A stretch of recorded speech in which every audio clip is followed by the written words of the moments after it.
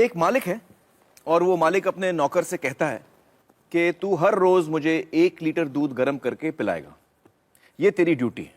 तो नौकर रोज 1 लीटर दूध पिलाता था। कुछ दिन बाद नौकर जो है उस दूध में से 1/4 लीटर दूध खुद पी जाता था और बाकी दूध में पानी मिला के मालिक को पिलाता था। फिर कोई मालिक से शिकायत करता है कि साहब ये जो नौकर आपने रखा है ये दूध में गड़बड़ करता है। तो मालिक ने कहा अच्छा ऐसा है क्या, और उसने नौकर की निगरानी के लिए एक और नौकर रखा। अब 2 नौकर हो गए, तो दोनों नौकरों ने 1/4 लीटर दूध खुद पीना शुरू किया और बाकी दूध में वो पानी मिला के मालिक को पिलाते थे।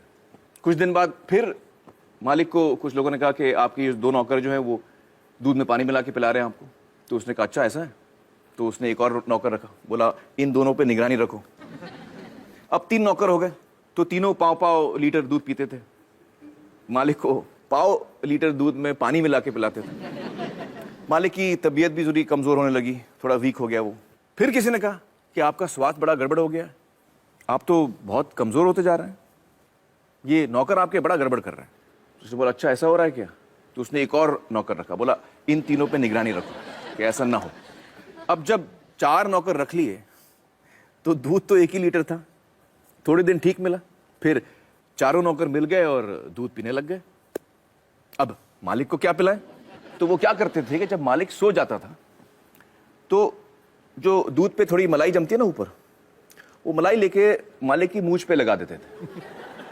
सुबह मालिक उठ के कहते कि बड़ी भूख लग रही है, तुम लोगों ने रात को दूध नहीं पिलाया। तो कहते नहीं नहीं मालिक पिलाया, आपका हाजमा खराब है, आपकी तबीयत ठीक नहीं है। वो कहता क्यों कैसे। और फिर वो मालिक को आईना दिखाते, कहते ये देखिए साहब अभी भी प्रूफ है। कौन सा प्रूफ है, आपके मूंछ पे देखिए मलाई जमी हुई है। तो अब मुझे बताइए दोस्तों कि ये कहानी है या हकीकत। हकीकत है। तो इसमें मालिक कौन है और नौकर कौन है। हाँ आप बताइए। इसमें मालिक जो है जनता है और नौकर जो है वो सरकार है। हाँ बिल्कुल सही पहचाना आपने। आप लोगों ने भी ये बात पहचान ली थी। दोस्तों अब मुझे बताइए कि ये जो बड़े बड़े घोटाले होते हैं देश में और जो पैसा लूटा जाता है वो किसका पैसा जाता है। हाँ हाँ आप बताइए। सरकार का। सरकार का पैसा जाता है। लेकिन सरकार के पास ये जो पैसा आता है वो आता कहां से। हाँ हाँ बताइए। टैक्सेस। बिल्कुल सही, टैक्सेस से। अच्छा आप में से कितने लोग हैं जो टैक्स नहीं भरते। जरा संभाल के जवाब दीजिएगा, इनकम टैक्स डिपार्टमेंट देख रहा है ये शो। बताइए आप में से कितने ऐसे हैं जो टैक्स नहीं भरते। तो कई लोग हैं यहां पर जो टैक्स नहीं भरते। दोस्तों यही सवाल हमने देश में अलग अलग किस्म के लोगों से पूछा और उन्होंने हमें क्या जवाब दिया, आइए देखते हैं। आप टैक्स भरते हैं। टैक्स किस बात का। टैक्स मेरेंगे इतना इनकम ही नहीं है कि मैं टैक्स भरूंगा। यहाँ कमाने खाने को तो पूरा नहीं पेट भरता, कहाँ से टैक्स भरूंगा साहब। टैक्स इतनी कमाई नहीं होती, टैक्स कहाँ से दूंगा। बैंड वाले हमको क्या पता है कि टैक्स क्या होता है। किसका टैक्स है ये। आप टैक्स भरते हैं। किस चीज का टैक्स मतलब। हम टैक्स नहीं भरते। सर ड्राइवर आदमी हो, 10,000 का नौकरी कर रहे हो, उसमें टैक्स क्या भरे। क्या आप लोग टैक्स भरते हैं। नहीं नहीं काय का भरते टैक्स नहीं भरते। हम छोटे आदमी लोग नहीं भर पाएंगे, नहीं भरते। अरे पैसा ही नहीं तो टैक्स काहे को भरूंगा। नहीं टैक्स वैक्स मेरे को मालूम नहीं उसके बारे में। टैक्स में नहीं भरता। नहीं टैक्स फिलहाल नहीं भरता हूँ। हम नहीं भरते। नहीं नहीं नहीं नहीं नहीं नहीं।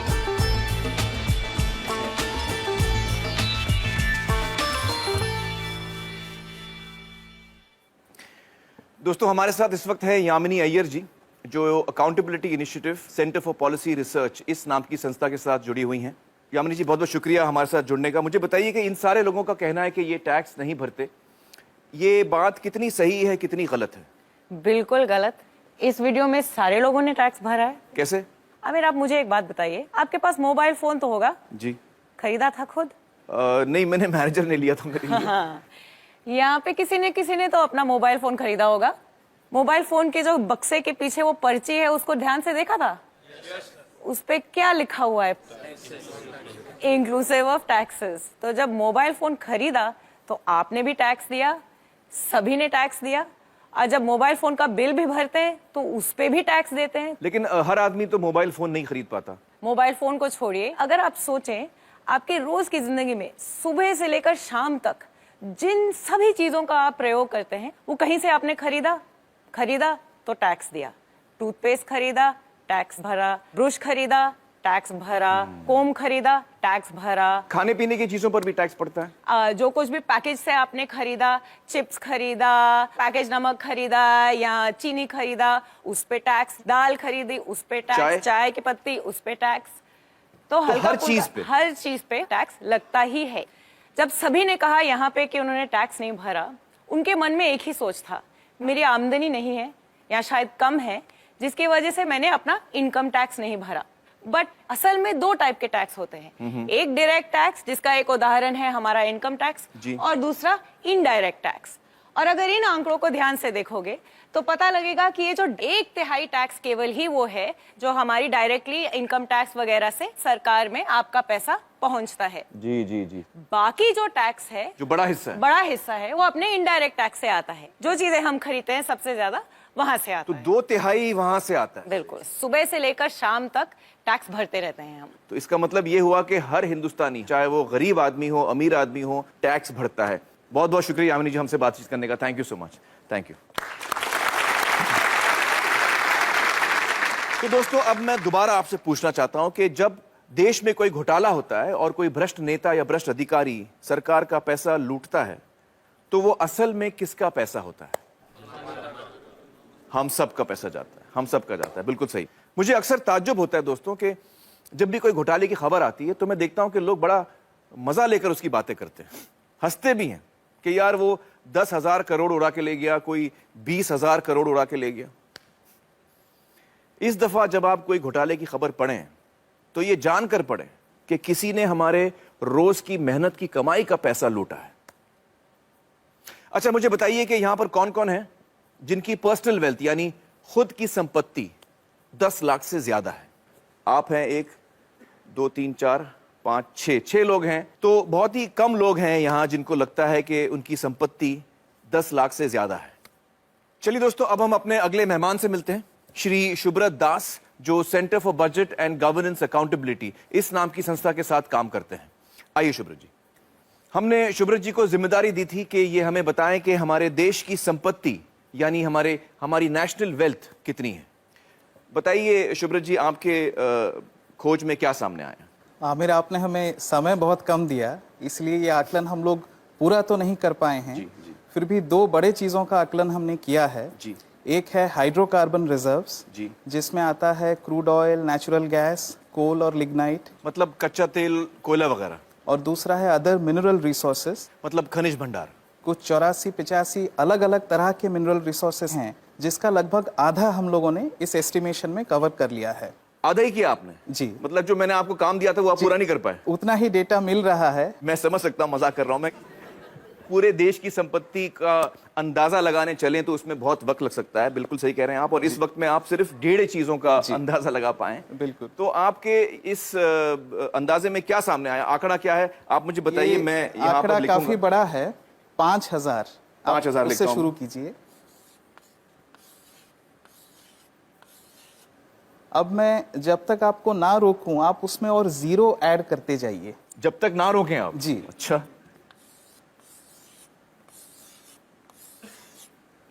कुछ और जीरोस लगाइए। तो ये तो बोर्ड खत्म हो गया शुभ्रत जी।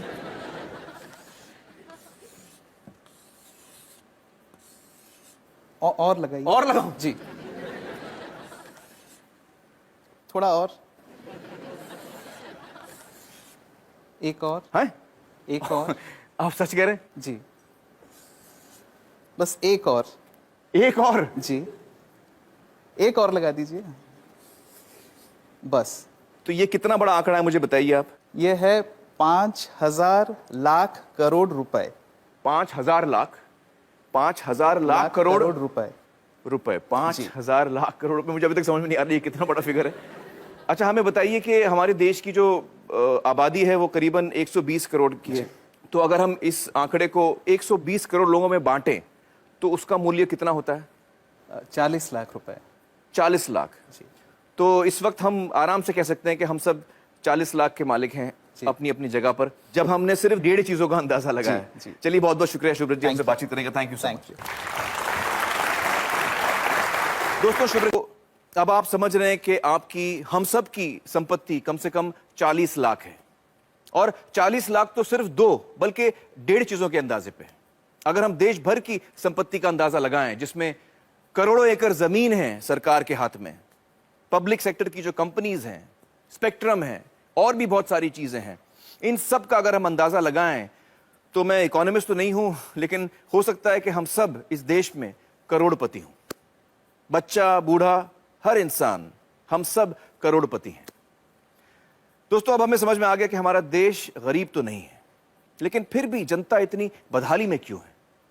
आइए इसका जवाब ढूंढने की कोशिश करते हैं। हिंदुस्तान की धरती को तरह तरह के कुदरती खजानों का वरदान मिला है। हमारी धरती के अंदर ऐसी कीमती प्राकृतिक संपदा छिपी है जो हम सबकी साझी है। लेकिन जहां हमें एक ओर ये वरदान मिला है, वहीं दूसरी ओर जनता के इस खजाने को कुछ गिने चुने लोग और उनकी निजी कंपनियां लूट रही हैं। इसकी एक शर्मनाक मिसाल कर्नाटक के बेल्लारी में सामने आई।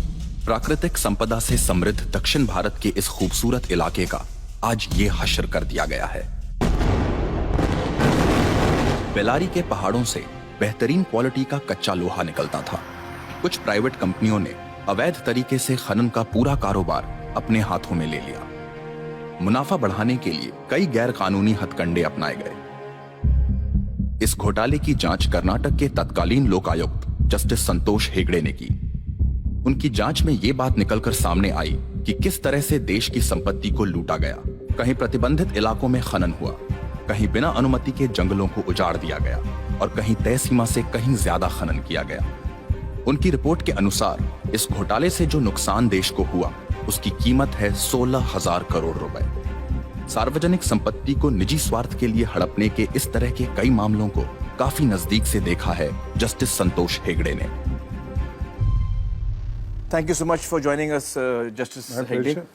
सर, आपने हमारे देश के एक बहुत बड़े घोटाले की जांच की है, जो बेल्लारी माइनिंग स्कैम के नाम से जाना जाता है। आपकी तहकीकात में क्या सामने आया? जिस तरीके से वहाँ हमारे देश के प्राकृतिक संसाधनों की लूट हुई, जो असल में नागरिकों की संपत्ति है, वो विश्वास के परे है। उनके दिमाग में सिर्फ एक ही चीज थी, पैसा बनाना किसी भी कीमत पर। सरकार को जो पैसा उस वक्त हर एक मैट्रिक टन के खनन के लिए दिया जा रहा था, वो था सिर्फ 27 रुपए प्रति टन।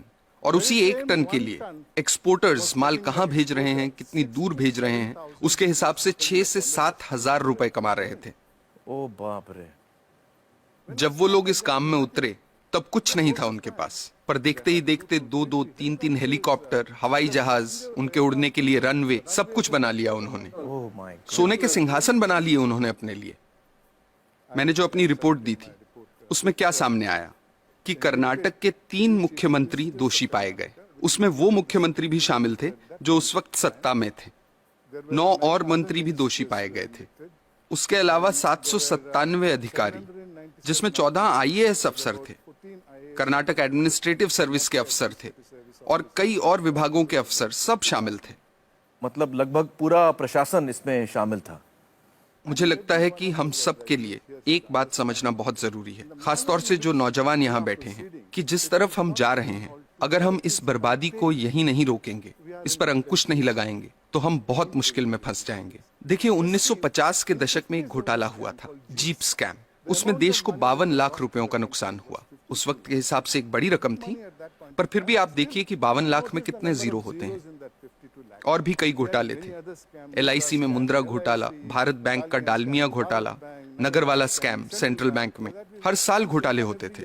सोचने वाली बात यह भी है कि सब घोटाले तो बाहर भी नहीं आते हैं। 100 में से कोई 1 या 2 ही जनता के सामने आ पाते हैं। अब 2010 पे आते हैं। कॉमनवेल्थ गेम्स, 70,000 करोड़ का घोटाला। 2G scam, 1,76,000 crore. 2012 पे आइए, कोलगेट घोटाला, 1,86,000 करोड़। अगर 1,86,000 करोड़ रुपए का एक घोटाला होता है, तो देश की अर्थव्यवस्था पर क्या असर होगा, आप अंदाजा लगा सकते हैं। 1987 में देश के प्रधानमंत्री ने क्या कहा था, वो याद कीजिए।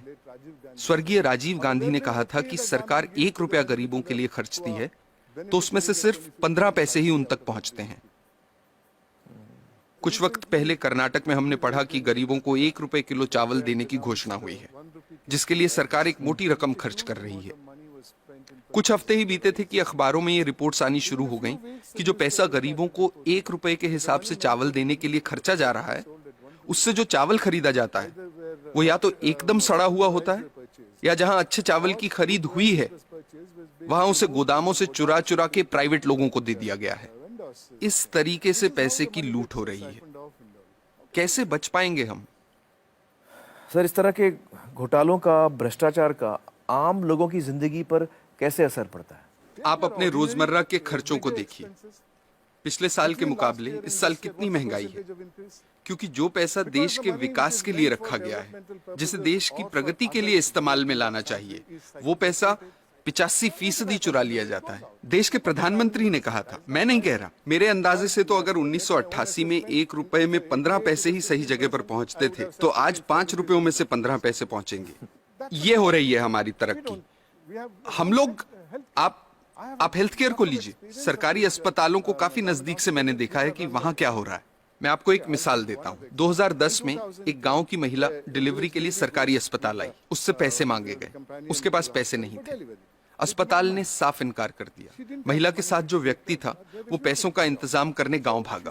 फिर अस्पताल वालों ने महिला को कहा कि यहां मत बैठो, बाहर जाओ। वो बेचारी उस हालत में सड़क पार करके बाहर बस स्टॉप पर जाकर बैठ गई। जब तक पैसों का इंतजाम होता, बाहर उसी बस स्टॉप पर उसकी डिलीवरी हुई। ये किस तरह के समाज में जी रहे हैं हम? मुझे लगता है कि लालच तो एक बात है, लेकिन लालची होने के साथ साथ हम अपनी इंसानियत भी पूरी तरह से खो रहे हैं। हम इंसान से शैतान बन रहे हैं। हमें इस बात से कोई फर्क नहीं पड़ रहा कि दूसरे लोगों के साथ क्या हो रहा है। हर जगह, हर डिपार्टमेंट का यही हाल है। कुछ ईमानदार लोग भी हैं। मैं ये नहीं कह रहा कि सभी 125 करोड़ लोग बेईमान हैं, लेकिन ज्यादातर लोग मजबूरी में ईमानदार हैं, क्योंकि उनके पास बेईमानी करने का मौका ही नहीं। आज के हालात ऐसे हैं कि एक आदमी जो बड़े ओहदे पे है, वो अगर दूसरे पर उंगली उठाकर कहता है कि आप भ्रष्ट हैं, करप्ट हैं, तो सामने वाला इनकार नहीं करता। वो पलटकर कहता है कि आप नहीं हो क्या भ्रष्ट? That's so true. That is so true. ऐसी सोच बन चुकी है। यहाँ जो नौजवान मौजूद हैं उनसे मैं कुछ कहना चाहता हूँ। Sure, please. मेरी पीढ़ी के लोग अब हालात नहीं बदल पाएंगे। अब सिर्फ आप ही हालात बदल सकते हैं। और आपके लिए अच्छी बात यह है कि लालच सब सरहदें पार कर चुका है, सिर के ऊपर निकल गया है। अब और ऊपर जाने की जगह ही नहीं बची। आपके पास मौका है उसे नीचे लाने का। ये काम आपको जरूर करना है, मेरी खातिर नहीं, अपनी खातिर, अपने बच्चों की खातिर।